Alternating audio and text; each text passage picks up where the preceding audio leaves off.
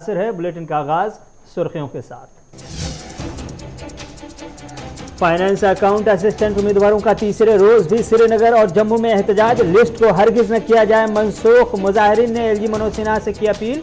मुलविस ऑफिसरान के खिलाफ कार्रवाई करे सरकार। किसी के जुर्म की किसी और को सजा न दी जाए। पीर के दिन से पार्लियामेंट का मानसून इजलास होगा शुरू। मरकजी सरकार इस बार press and magazine registration bill करेगी पेश। 155 साल पुराना कानून होगा खत्म। न्यूज पोर्टल का भी होगा रजिस्ट्रेशन।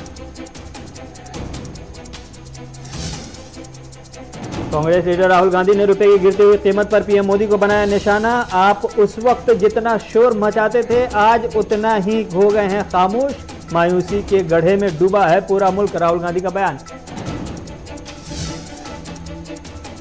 एनडीए की जानिब से नायब सदर के उम्मीदवार का किया गया ऐलान। बीजेपी की कौमी मजलिस आमला की मीटिंग में लिया गया फैसला। मगरबी बंगाल के गवर्नर जगदीप धनखड़ को बनाया उम्मीदवार।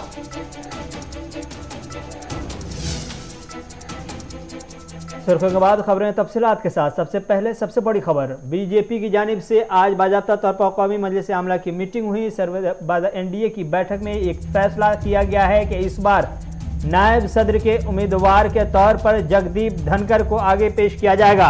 मगरबी बंगाल के गवर्नर को बनाया गया है इस बार उम्मीदवार। नायब सदारती उम्मीदवार के लिए एनडीए की तरफ से बाज़ाब्ता तौर पर नाम का ऐलान कर दिया गया है।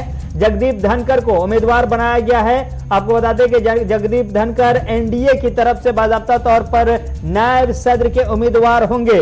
मैदान में नायब सदारती उम्मीदवार के तौर पर बाज़ाब्ता तौर पर जगदीप धनखड़ अब आगे कर दिए गए हैं। एनडीए की तरफ से उम्मीदवार बनाया गया है। आपको बता दें कि आज बाज़ाब्ता तौर पर बीजेपी की मीटिंग हुई। बीजेपी के कौमी सदर जेपी नड्डा, वज़ीर आज़म नरेंद्र मोदी, अमित शाह और दीगर कई सीनियर लीडरान बाज़ाब्ता तौर पर उस मीटिंग का हिस्सा बने। और उसके बाद फैसला किया गया कि जगदीप धनखड़ को इस बार नायब सदारती जिम्मेदारी दी जाएगी। आपको याद रहे कि पिछले दिनों नायब सदर के उम्मीदवार को लेकर के, नायब सदर के इंतखाब को लेकर के बाज़ाब्ता तौर पर नोटिफिकेशन जारी कर दी गई थी।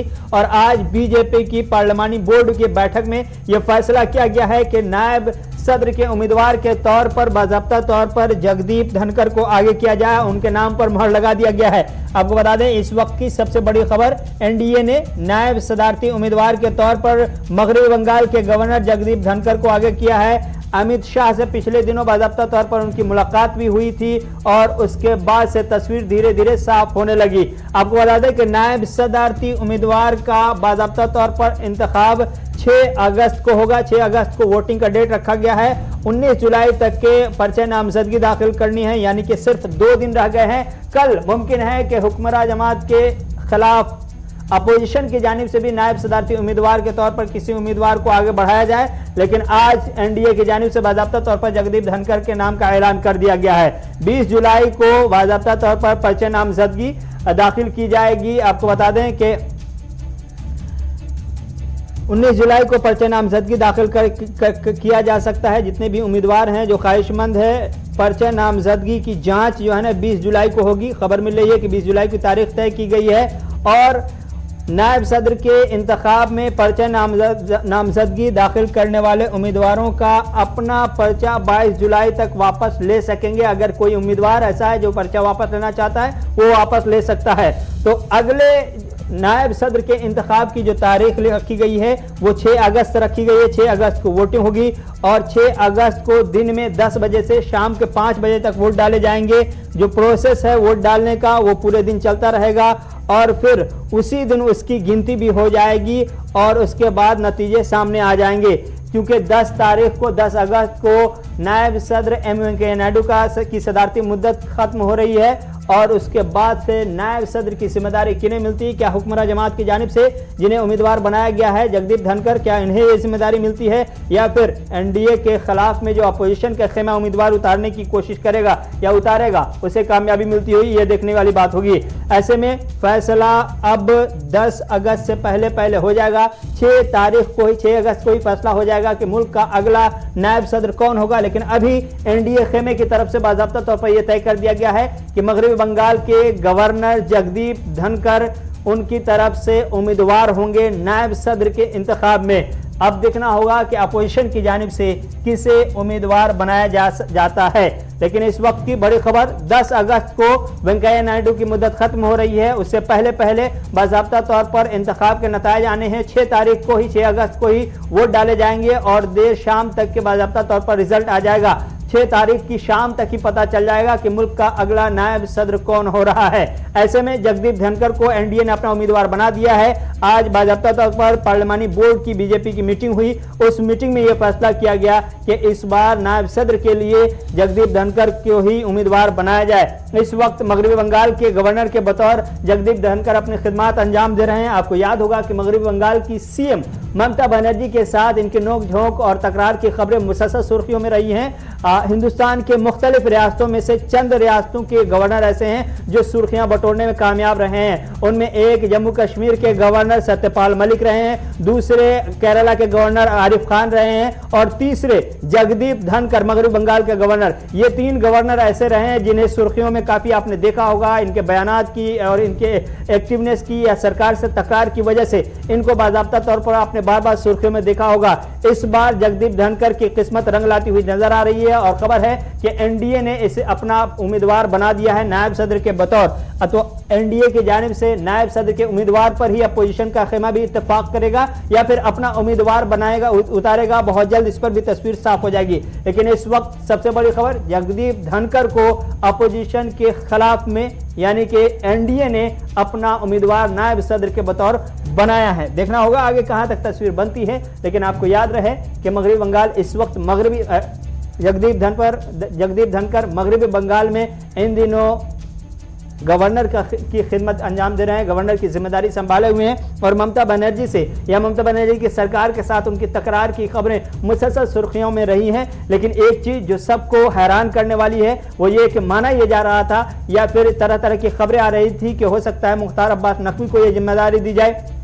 मुख्तार अब्बास नकवी के पास अच्छा खासा तजर्बा था राज्यसभा का, उन्हें जिम्मेदारी दी जा सकती थी क्योंकि राज्यसभा का मेंबर उन्हें नहीं बनाया गया और साथ ही साथ उन्हें चुनावी मैदान में भी, इंतखाब में भी, बाईपोल में भी नहीं उतारा गया। तो अब मुख्तार अब्बास नकवी के मुस्तकबिल को लेकर तरह तरह की आसाराइयां तेज हो रही हैं। क्या गवर्नर बनाया जाएगा उन्हें मगरबी बंगाल का या फिर उन्हें जम्मू कश्मीर का एलजी बनाया जा सकता है? किसी तरह की इस तरह की आसाराइयां तेज हो गई हैं। लेकिन जो चंद नाम आगे आ रहे थे उसमें आरिफ मोहम्मद खान का भी नाम आ रहा था, साथ ही साथ कैप्टन अमरिंदर का नाम आ रहा था, हरिवंश राय का भी नाम आ रहा था। ये नाम ऐसे थे जो चल रहे थे कि शायद इनमें से किसी को उम्मीदवार बनाया जा सकता है। लेकिन हुक्मरान जमात और खासतौर वज़ीर आज़म नरेंद्र मोदी सरप्राइजिंग कैंडिडेट या सरप्राइजिंग फैसले के लिए मशहूर हैं और एक बार फिर से सरप्राइज देते हुए नजर आ रहे हैं। जगदीप धनखड़ की शक्ल में जगदीप धनखड़ को नायब सदारती उम्मीदवार बनाया गया है एनडीए की तरफ से।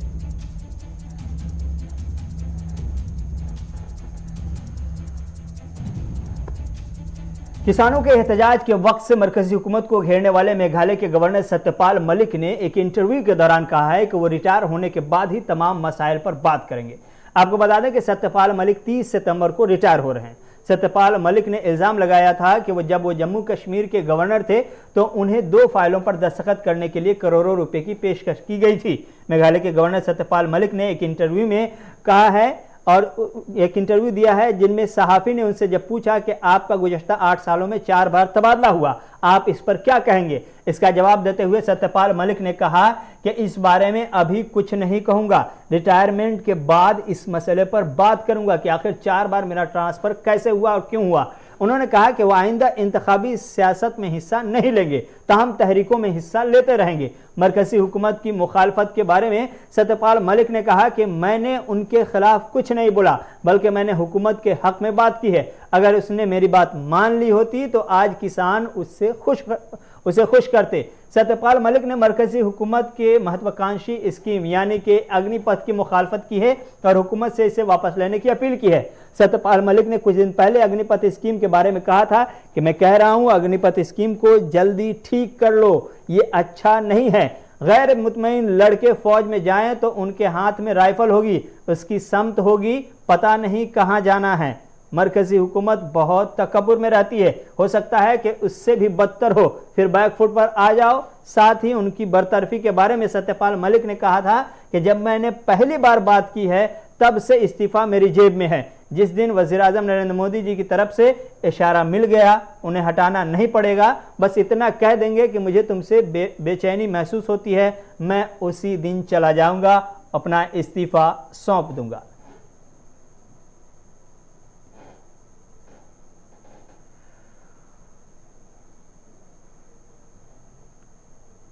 तीस जून से शुरू होने वाले सालाना अमरनाथ यात्रा का एक और काफिला आज सुबह जम्मू के भगवती नगर बेस कैंप से रवाना हुआ। अमरनाथ यात्रा शुरू होने के बाद से अब तक 1,64,000 से ज्यादा यात्रियों ने शिवलिंग का दर्शन किया है। सालाना अमरनाथ यात्रा के लिए जम्मू के भगवती नगर बेस कैंप से आज 5,838 अफराद पर मुश्तमिल एक और काफिला सुबह वादी के लिए रवाना हुआ। अमरनाथ श्राइन बोर्ड के एक अहदेदार के मुताबिक तकरीबन 1,64,024 यात्रियों ने गुफा के दर्शन किए, जिनमें गुज़श्ता रोज 12,000 अफराद शामिल हैं। सालाना अमरनाथ यात्रा में 8 जून को बादल फटने के वाक़े में 16 अफराद हलाक हुए थे, जबकि 28 दीगर अफराद कुदरती वजूहात की वजह से हलाक होने की खबर है। जम्मू के भगवती नगर से आज सुबह 5,838 का काफिला 2 हिफाजती काफिलों में वादी के लिए रवाना हुआ। उनमें से 2,547 बालतल बेस कैंप से, जबकि 3,291 पहलगाम बेस कैंप की तरफ रवाना हुए। याद रहे कि सिक्योरिटी अदारों ने अब की बार अमरनाथ यात्रियों की हिफाजत को यकीनी बनाने के लिए radio frequency identification RFID tagging और बार कोड टेक्नोलॉजी का भी इस्तेमाल शुरू कर दिया है।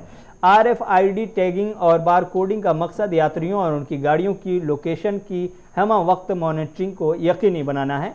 आपको बता दें कि तादाद इस बार दर्शन करने वालों की बड़ी अच्छी रही।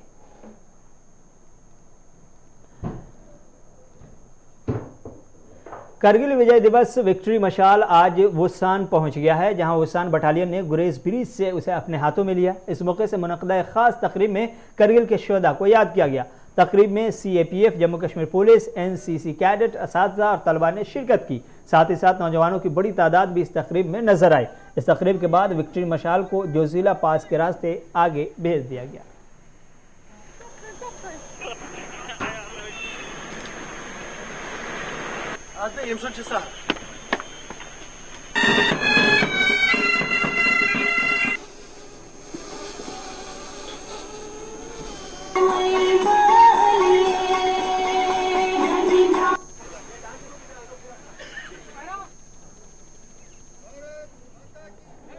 शाह नवाज है और हम सब इस बात से बखूबी वाकिफ़ हैं कि 1999 में जब हिंदुस्तान के वीर जवानों ने कारगिल में अपनी जान मुल्क हिंद के लिए निशावर की, तो उसके बाद उनको श्रद्धांजलि पेश करने के लिए हर साल जुलाई के महीने में करगिल विजय दिवस मनाया जाता है। तो आज कंगन के मुकाम पे भी ऐसा ही एक प्रोग्राम हुआ जिसमें बहुत सारे कल्चरल प्रोग्राम हुए और जो विजय मशाल जिसको कहते हैं फ्लेम, वो यहाँ पे आई और उसके बाद ये जोजिला से जाके कारगिल वॉर मेमोरियल तक जाएगी। ये जो आज करगिल दिवस मनाया गया, ये बहुत अच्छा तरीक़े से और ये बनाना चाहिए, क्योंकि जो हमारे इंडिया गवर्नमेंट के जवान यहाँ पे शहीद हुए करगिल में, जिसके बीच में हम लोग भी थे और सिविलियन थे बहुत से, तो उनको शहीद किया गया बेगुनाह। तो इसमें हम उनकी निंदा करते हैं। तो हमारे देश में जो ये हुआ है, ये दिवस मनाया गया, ये बहुत बढ़िया है, बहुत अच्छा है, ऐसा होना चाहिए। और इसमें एक बात मैं कहना चाहूँगा कि हमारे देश के अंदर किसी कंट्री का कोई मतलब नहीं है। जो भी मामला हमने हल करना है, जो भी मसला हमने हल करना है, वो अपनी इंडिया गवर्नमेंट से हल करना है, हमने इनके साथ ही हल करना है। हमारे नेशनल कॉन्फ्रेंस की अक़लियती सेल की मौजूदगी में आज सिख बरादरी के साथ एक मीटिंग का इनेकाद बारामूला में किया गया, जिसमें पार्टी के दीगर सीनियर लीडरान भी मौजूद थे। इस मौके से सिखों के जो मसाइल हैं, जिन दिक्कतों से वो गुजर रहे हैं और पार्टी से जो उम्मीदें हैं, इन तमाम हवालों से बाज़ाब्ता तौर पर उन्हें जानने और सुनने की कोशिश की गई।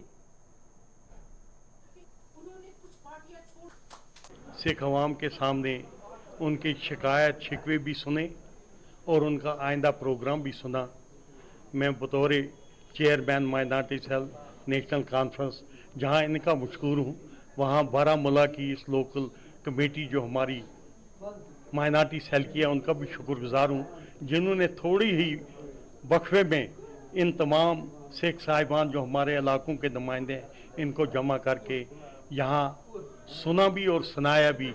और हम भरोसा दिलाते हैं डॉक्टर साहब को कि सिख हमेशा शेर कश्मीर शेख महमूद अब्दुल्ला के उस नक्श कदम पर चलते हैं। शेर कश्मीर का क्या इरशाद, हिंदू मुस्लिम सिख इत्तेहाद, या आज जो मीटिंग जो थी हमारी सिख कम्युनिटी के साथ जो हमारी थी, हमारी माइनॉरिटी के जो हमारे चेयरमैन आज़ाद साहब ने तलब की थी मीटिंग, और ये 3 साल के बाद ये पहली मीटिंग हुई आफ्टर एब्रोगेशन ऑफ आर्टिकल 370 5 अगस्त के बाद। और मुझे बड़ी खुशी है कि हमारे जी शूर अवाम जो हैं, सरदार कम्युनिटी के अच्छे अच्छे लोग जो थे, कम्युनिटी के जो हेड्स हैं, वो इस मीटिंग में आए थे। और हमारा उनसे यही इल्तिजा थी कि कम से कम जो है आप आने वाले इलेक्शंस में जम्मू कश्मीर नेशनल कॉन्फ्रेंस का साथ दें। खबरनामा जारी है, वक्त है एक छोटे से एड ब्रेक का।